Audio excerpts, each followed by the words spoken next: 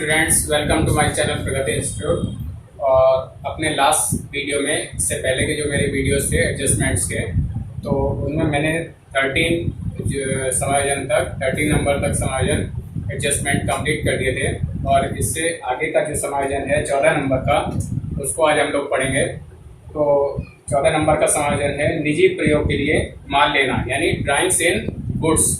जब व्यापारी अपने निजी प्रयोग के लिए व्यापार में से माल ले लेता है तो क्या समायोजन होती है, क्या एंट्री बनती है, उसको हम देखते हैं।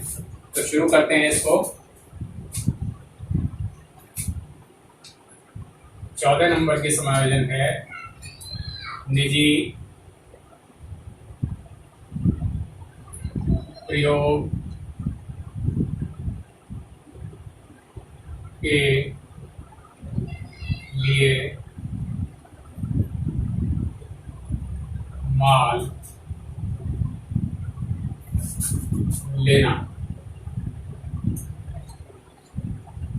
यानी जिसको हम कहेंगे ड्राइंग्स इन गुड्स।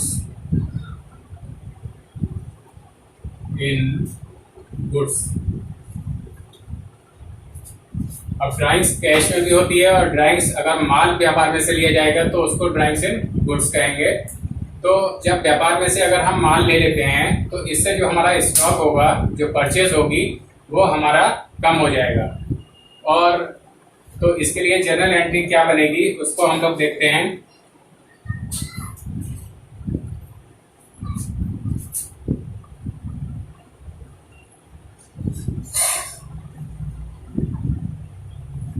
जर्नल एंट्री बनेगी इसकी drawings account debit,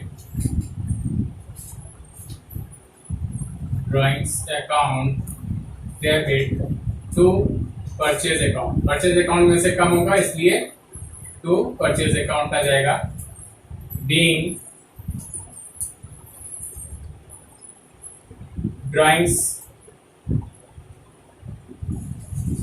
made in goods, और यहाँ पर इसकी अमाउंट वही आ जाएगी जनरल एंट्री में, जिसे दिखाते हैं कॉलम में, अमाउंट्स में हो जाएगा। और अब इसका ट्रेडिंग अकाउंट में कैसे ट्रीटमेंट होगा उसको देखते हैं।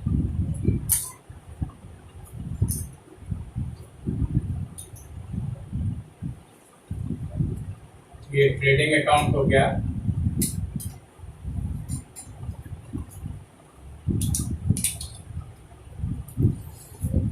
और इसमें जो आप डेबिट में दिखाते हैं, टू परचेजेस दिखाते हैं, अमाउंट अंदर रखेंगे और उसमें से लेस कर देंगे इसको ड्राइंग्स इन गुड्स। ड्राइंग्स इन गुड्स, इसको हम यहाँ पर लेस कर देंगे और जितना बचेगा उसको बाहर निकाल देंगे। तो ये ट्रेडिंग अकाउंट में कैसे लिखा जाएगा वो मैंने आपको बता दिया। और अब इसका चूंकि माल से संबंध होता है तो इसका ट्रेडिंग अकाउंट में ट्रीटमेंट दिखाया जाएगा। प्रॉफिट एंड लॉस से इसका कोई मतलब नहीं होगा। और बैलेंस शीट में आप कैसे दिखाएंगे वो देखिए।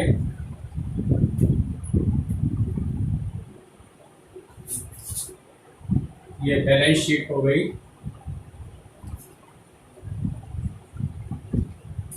Liabilities, amount, assets, amount। तो यहाँ पर जब आप लोग किस तरह से दिखाएंगे, देखिए कैपिटल आप लिखते हैं यहाँ पर सबसे पहला आइटम, और ये हो गया। अब इसमें से अगर ड्राइंग्स इन कैश है तो वो आप लेस करते ही थे, पहले बता चुका हूँ। तो अगर उसके अलावा ड्राइंग्स इन गुड्स है तो वो भी यहाँ पर लेस हो जाएगा। इसको भी यहाँ पर लेस कर देंगे और जो बचेगा उसको यहाँ रख लेंगे, क्योंकि अभी नेट प्रॉफिट या नेट लॉस का एडजस्टमेंट होना बाकी होता है, तो इसका अमाउंट को भी यहीं रख लेंगे। तो स्टूडेंट्स, ये जो 14 नंबर की समायोजन थी निजी प्रयोग के लिए माल लेना, ये कंप्लीट हो गई। अब हम लोग नेक्स्ट की तरफ बढ़ते हैं। तो स्टूडेंट्स, अब हमारी जो नेक्स्ट समायोजन है 15 नंबर की, वो है स्थगित लाभगत व्यय, यानी इंग्लिश में इसको कहते हैं डेफर्ड रिवेन्यू एक्सपेंडिचर। तो शुरू करते हैं।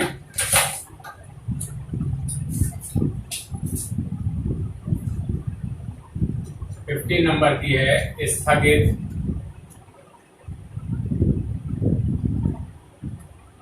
लाभगत व्यय, यानी डिफर्ड,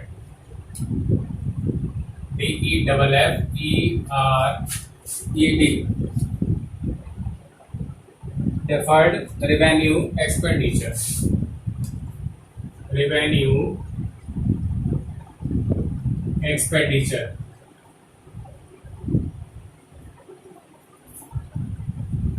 अब ये क्या है स्थगित लाभगत व्यय, इसको समझते हैं।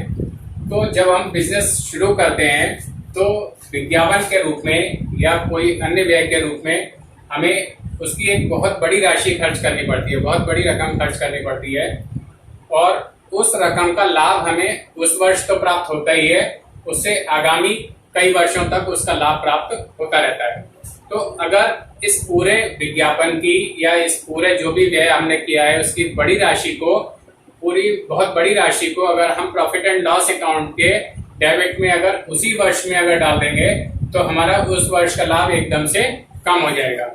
तो इसके लिए हम ऐसा ना करके क्या करते हैं कि उसको पूरा जितना भी हमने एक्सपेंस किया है, सपोज विज्ञापन पर हमने 10 लाख रुपए एक्सपेंस किया, लेकिन उस 10 लाख रुपए का जो हमें फायदा है वो आगामी कई वर्षों तक मिलता रहेगा।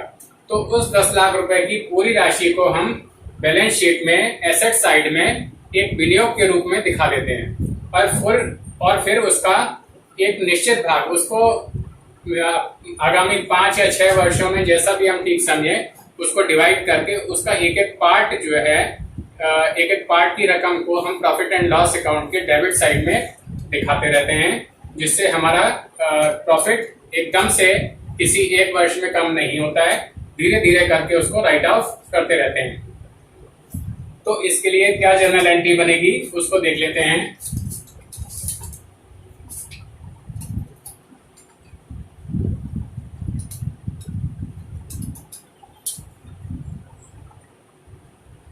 जर्नल एंट्री इसके लिए बनेगी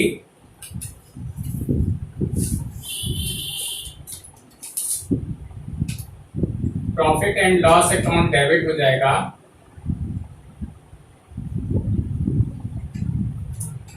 अकाउंट डेबिट, और टू में उस एक्सपेंस का नाम आ जाएगा। जैसे सपोज हमने एक्सपेंस अभी एडवर्टीजमेंट पे एक्सपेंस किया तो एडवर्टीजमेंट का नाम आ जाएगा, और अगर और कोई खर्चा ऐसा बड़े अमाउंट का किया हुआ है तो उसका नाम आ जाएगा टू एडवर्टीजमेंट अकाउंट आ जाएगा। और बीइंग, इसका नरेशन लिख देंगे, बीइंग पार्ट ऑफ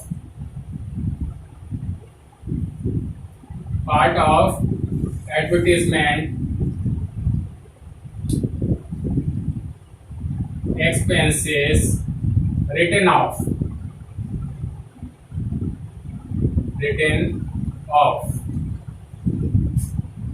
और इसके लिए अमाउंट यहाँ पर आ जाएगा और यहाँ पर आ जाएगा, लेकिन इसमें अमाउंट वो आएगा जैसे टोटल जो एक्सपेंस हमने किया था और उसका जो पार्ट हम राइट ऑफ करना चाहते हैं, सपोज 1/5 पार्ट राइट ऑफ करना चाहते हैं, 1/6 पार्ट राइट ऑफ करना चाहते हैं, तो केवल उतनी अमाउंट से ये एंट्री बनेगी। और अब इसको प्रॉफिट एंड लॉस अकाउंट में कैसे दिखाएंगे तो वो देख लेते हैं।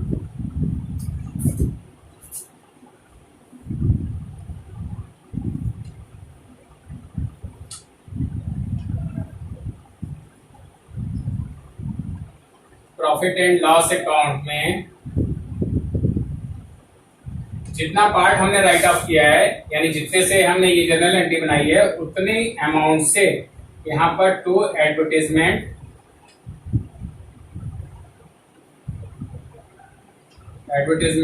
एक्सपेंसेस करके यहाँ पर लिख दिया जाएगा डेबिट में। एडवर्टीजमेंट एक्सपेंसेस, एडवर्टीजमेंट चार्जेस करके यहाँ पर उतनी अमाउंट से लिखा जाएगा जितने अमाउंट से हमने ये एंट्री बनाई है। और अब इसको बैलेंस शीट में हम कैसे दिखाएंगे देखते हैं।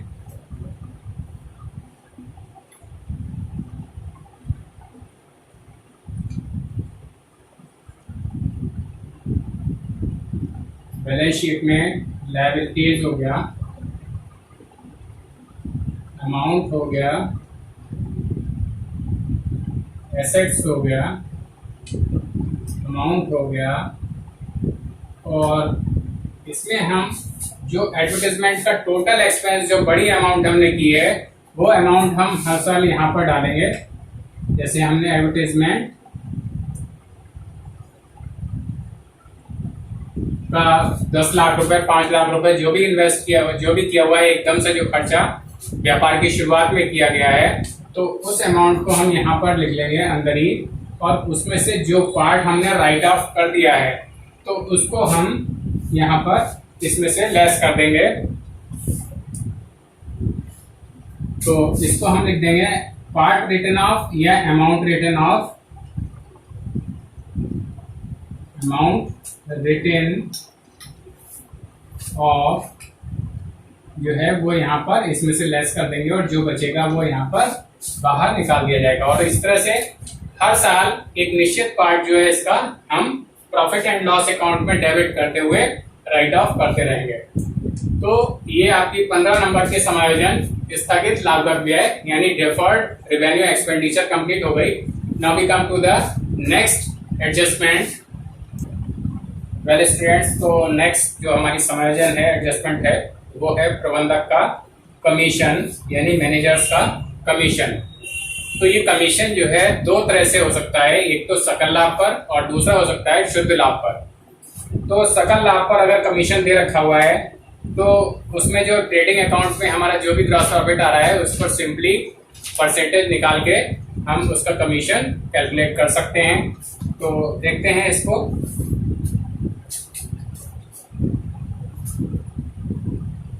सोलह नंबर की समायोजन है प्रबंधक का कमीशन।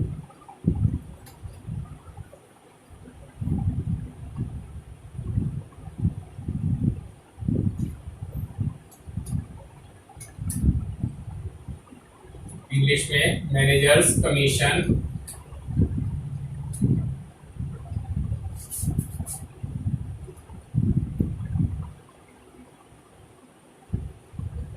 तो इसमें जो है दो तरह से हो सकता है। अगर जो फर्स्ट जो इसका वो है, अगर सकल लाभ पर दे रखा है तो कैसे निकालेंगे।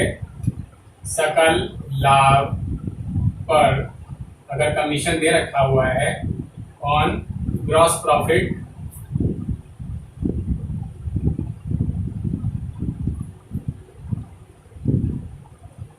ऑन ग्रॉस प्रॉफिट अगर है तो सिंपली जो भी हमारा ट्रेडिंग अकाउंट जो भी ग्रॉस प्रॉफिट शो कर रहा है, सपोज 8,000 रुपए अगर शो कर रहा है तो उस पर हम निकाल देंगे। तो इसका फार्मूला क्या हो जाएगा, gross profit into percentage, percentage जो इसकी कमीशन की दे रखी है, परसेंटेज ऑफ कमीशन लिख लीजिए, अपॉन 100। सिंपली ऐसे ही कैलकुलेट हो जाएगा। और अगर सेकंड जो इसका टाइप हो सकता है वो है अगर शुद्ध लाभ पर निकाला जाता है,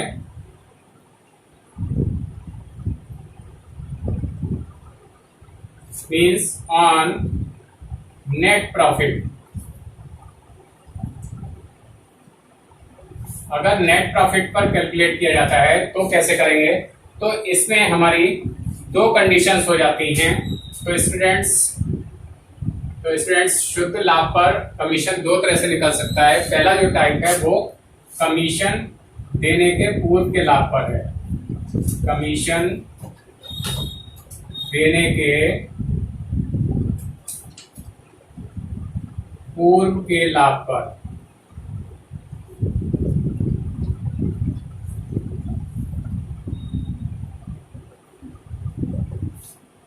तो अगर ऐसे है तो हम इसके लिए एक फॉर्मूला यूज करेंगे, net profit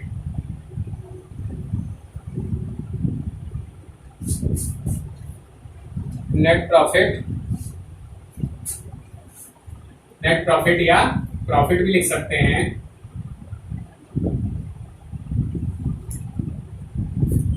profit before commission into percentage of managers commission जो है, परसेंटेज ऑफ मैनेजर्स की कमीशन जो है अपॉन 100। तो सिंपली ये फार्मूला अपना के जो है हम इस तरह से मैनेजर का कमीशन अगर शुद्ध लाभ पर है तो हम निकाल सकते हैं। और इसका जो दूसरा टाइप है, फर्स्ट ये हो गया और सेकंड जो है वो ये है कमीशन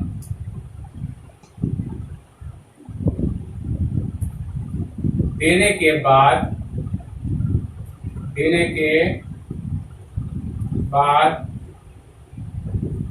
आए हुए लाभ पर, आए हुए लाभ पर कमीशन घटाने के पूर्व का जो लाभ है यानी प्रॉफिट बिफोर कमीशन जो है, इसी को हम, प्रॉफिट तो हमारा यही रहेगा, प्रॉफिट बिफोर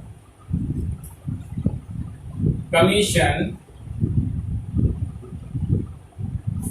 और इनटू परसेंटेज ऑफ कमीशन, ये भी ऐसे ही रहेगा, यहां तक फार्मूला वैसे ही रहेगा, लेकिन अपॉन में जो आएगा वो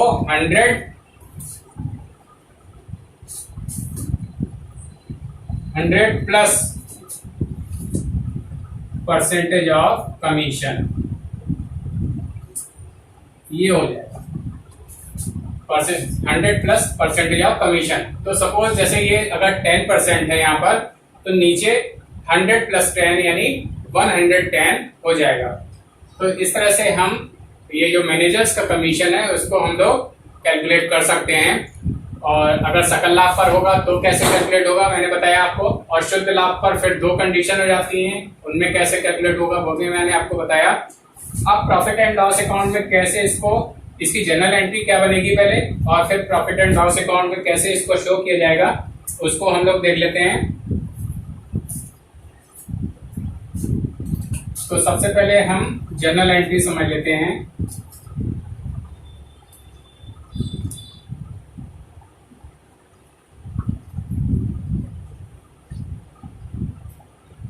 जनरल एंट्री में प्रॉफिट एंड लॉस अकाउंट तो डेबिट हो ही जाना है हर एक स्थिति में, चाहे ऐसे हो चाहे इन स्थितियों में हो, जितना भी हमारा कमीशन आएगा उसके लिए एंट्री एक ही तरह से बनेगी, profit and loss account debit और टू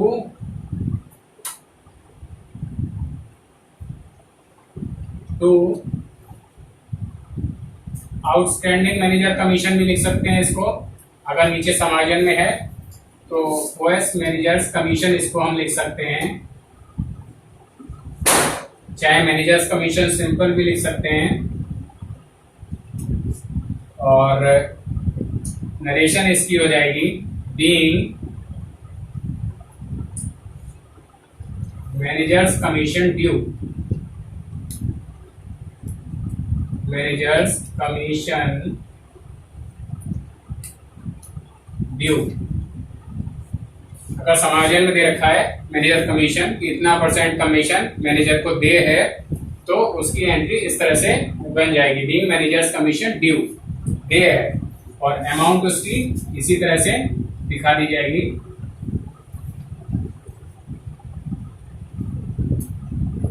ये डेबिट में, ये क्रेडिट में आ जाएगी। तो जनरल एंट्री तक मैंने आपको बता दिया, और प्रॉफिट एंड लॉस अकाउंट और बैलेंस शीट में कैसे इसको शो किया जाएगा तो उसको भी मैं दिखाता हूँ। चलिए, तो स्टूडेंट्स प्रबंधक का कमीशन की जनरल एंट्री मैंने आपको बता दी, और अब प्रॉफिट एंड लॉस अकाउंट में कैसे शो करेंगे देखिए।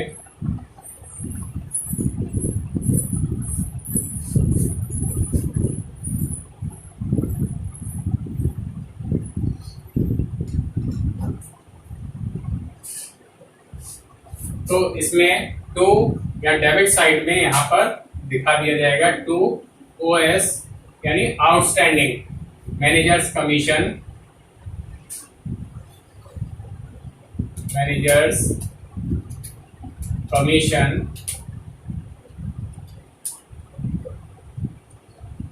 के नाम से जितना कैलकुलेट करके अमाउंट आएगा उसको हम डेबिट साइड में इस तरह से दिखा देंगे इसको। और अब बैलेंस शीट में कैसे दिखाएंगे देखिए,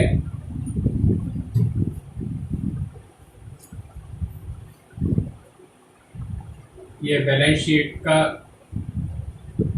प्रोफार्मा बना दिया मैंने, और ये लायबिलिटीज हो गया, अमाउंट एसेट्स देन अमाउंट, ये हो गया। और इसमें जो ओएस मैनेजर्स कमीशन है वो लायबिलिटी साइड में सिंपली दिखा दिया जाएगा, कैपिटल वगैरह के नीचे जैसे आता है OS managers. OS means outstanding, यानी देय है managers commission.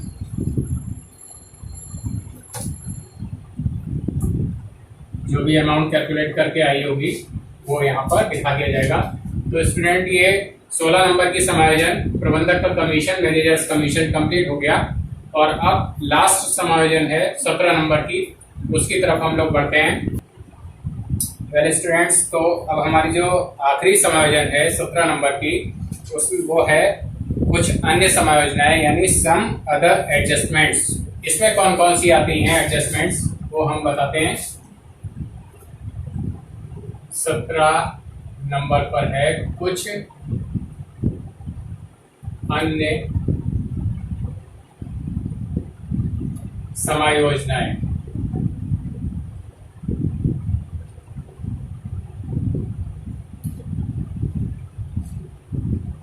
Some other adjustments।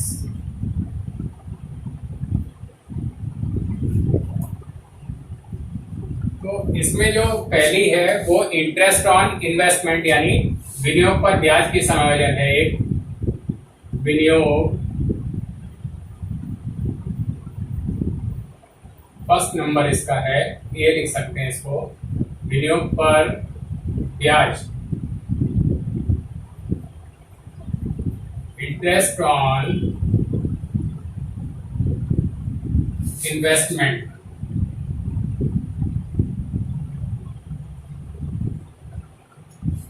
तो इसमें क्या होता है कि कभी कभी जैसे ट्रायल में इन्वेस्टमेंट दे रखा होता है, सपोज ये ट्रायल एक बना रखा हुआ है, छोटा सा ट्रायल बैलेंस है, तलपट जिसे कहते हैं।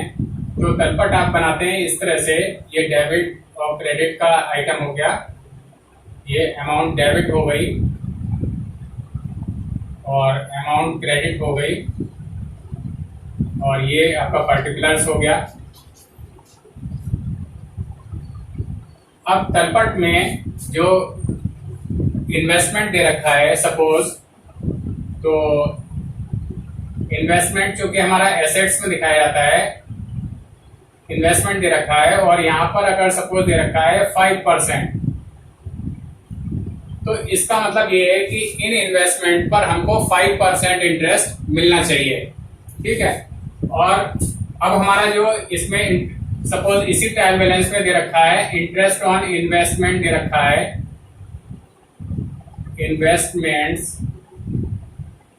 ये चूंकि इनकम होती है बिजनेस की, तो ये हमारी इधर क्रेडिट साइड में दे रखी होगी, और इधर हमारी जितनी भी ये दे रखी है, सपोज इन्वेस्टमेंट हमारे हैं 5000 के, और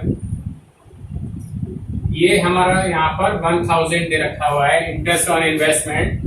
तो हम इसको इंटरेस्ट कैसे कैलकुलेट करेंगे, तो 5000 पे 5% हमारा मिलना चाहिए, 5000 पर 5% हमको मिलना चाहिए, 5/100 करेंगे तो 0,000, 5 पंजे 25। तो ये हमारा जो इंटरेस्ट मिलना चाहिए 250, लेकिन अगर सपोज यहाँ पर हमारा केवल ये 1000 की जगह पर 100 ही रुपए है, तो हमें कितना और मिलना चाहिए, 250 माइनस 100, यानी कि ये जो हमारा 150 रुपए जो बचा वो हमारा अभी हमें और मिलना चाहिए, ठीक है। तो ये हमारा क्या मान लिया जाएगा, उपार्जित ब्याज। यानी 150 रुपये हो जाएगा हमारा ये एक्रूड इंटरेस्ट हो जाएगा, ये एक्रूड इंटरेस्ट हो जाएगा। तो इस तरह से अगर रेट ऑफ इंटरेस्ट अगर इन्वेस्टमेंट के आगे दे रखी है तो कैसे इसका एक्रूड इंटरेस्ट निकालेंगे वो मैंने आपको बता दिया। और इसकी जर्नल एंट्री या प्रॉफिट एंड लॉस में कैसे दिखाना है या बैलेंस शीट में कैसे दिखाना है, तो मैंने एक्रूड इनकम्स के नाम से जो दिखा रखा है, जो एडजस्टमेंट आपको समझाई थी, तो उसी की तरह से इसकी एंट्री और profit and loss balance sheet में ट्रीटमेंट होगा। तो ये पहली समायोजन जो मैंने विनियोग पर ब्याज की आपको समझा दी। और अब जो दूसरी है वो है ऋण पर ब्याज। इसका बी पार्ट है ऋण पर ब्याज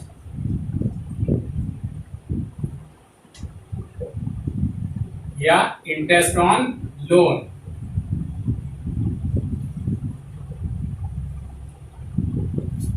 इंटरेस्ट ऑन लोन, इसमें भी वही चीज हो सकती है, जैसे कि सपोज एक ट्रायल आपको दे रखा है,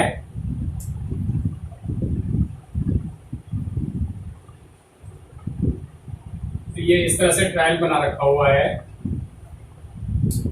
पर्टिकुलर्स अमाउंट डेबिट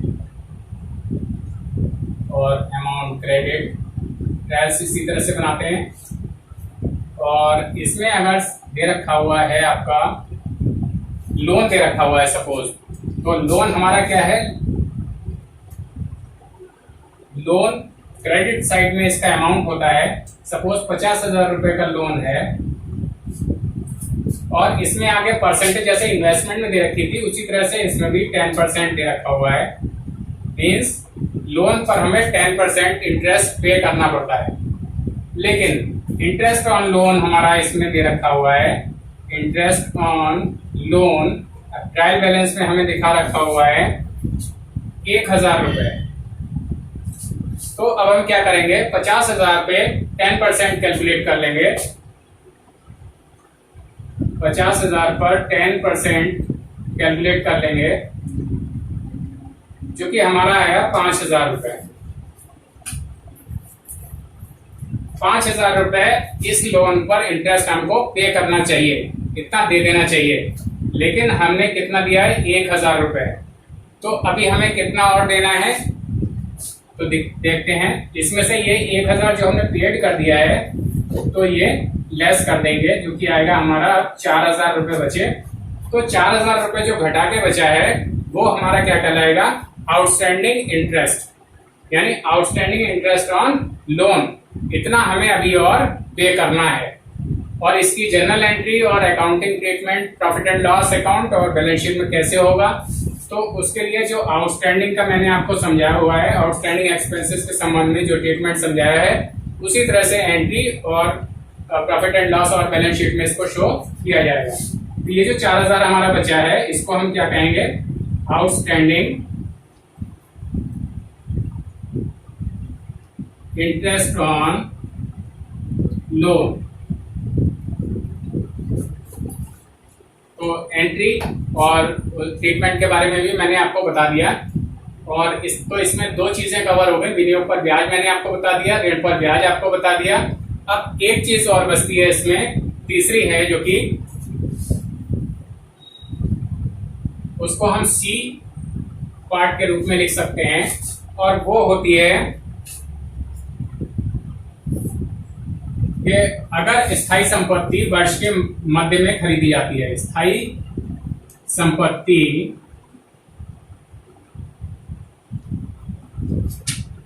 अगर वर्ष के मध्य में खरीदी जाती है, तो उसमें क्या होगा, एक ट्रायल में आपको किस तरह से दे रखा होगा वो देखिए।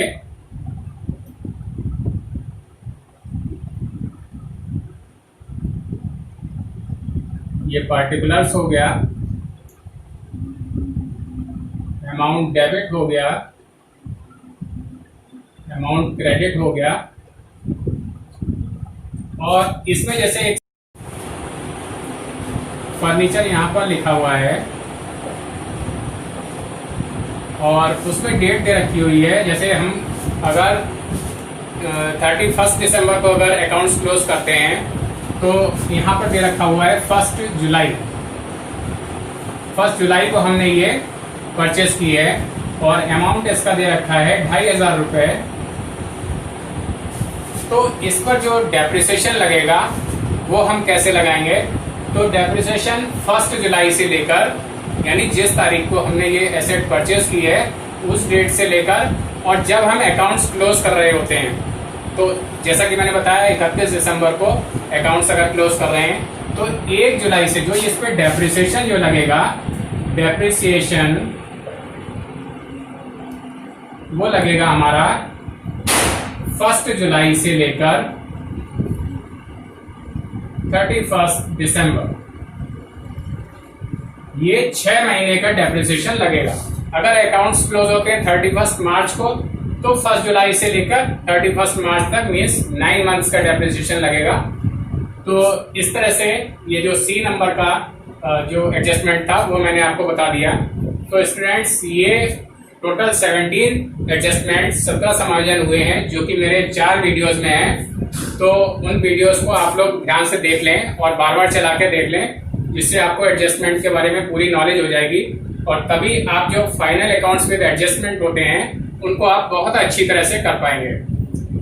तो इससे पहले के जो मेरे फाइनल अकाउंट्स के वीडियोस हैं उनको भी आप लोग ध्यान से देखें और बार बार देखें।